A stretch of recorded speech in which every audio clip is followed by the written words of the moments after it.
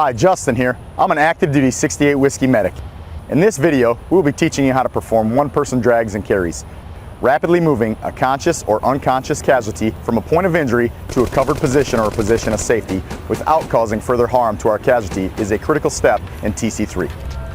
While the kit or arm drag may be a means of dragging a casualty to cover or safety, it is not always efficient for longer distances and may increase the chance of causing further harm to our casualty.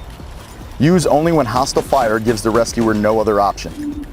Grab the casualty by their equipment, a drag handle, a strap, or their arm.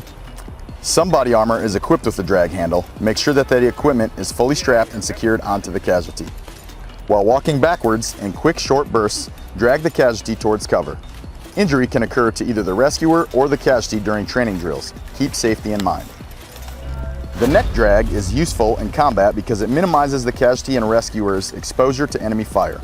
Hold or tie the casualty's hands together at the wrists.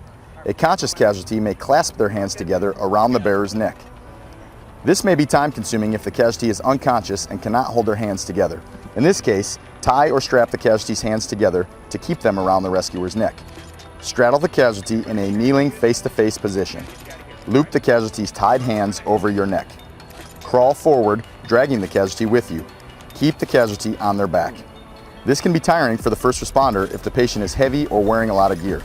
This method cannot be used if the casualty has a serious arm injury or amputation. If the casualty is unconscious, their head must be protected from the ground. The cradle drop drag is effective in moving a casualty up or down stairs, steps, or short distances. Kneel at the casualty's head with the casualty lying on their back. Slide your hands with palms up under the casualty's shoulders and get a firm hold under their armpits. Rise partially, supporting the casualty's head on one of your forearms. You may bring your elbows together and let the casualty's head rest on both of your forearms. Rise and drag the casualty backwards. The casualty is in a semi-sitting position. All right, now we're going to discuss the pack strap carry. In the pack strap carry, the casualty's weight rests high on the rescuer's back. This makes it easier for you to carry the casualty a moderate distance, up to 50 to 300 meters. To eliminate the possibility of injury to the casualty's arms, hold the arms in a natural position around your neck. To start, squat in front of the casualty, facing in the same direction. Have the casualty wrap their arms around your neck. It is best if one of the casualty's arms is routed under one of the rescuer's arms and up towards the neck. Grasp the casualty's wrist and ensure their arm is over your shoulder. Lift the casualty from the ground to a standing position using your leg muscles. Bend forward and raise or hoist the casualty as high on your back as possible so that the casualty's weight is resting on your back. Once the casualty is positioned on your back, remain as erect as possible to prevent straining or injuring your back. Next is the support carry. This procedure should be used for a conscious casualty only.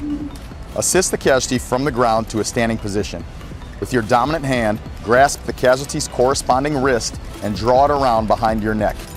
Place your other arm around the casualty's waist, grabbing the casualty's belt or clothing where the belt loop is positioned. While using yourself as a crutch, walk with the casualty.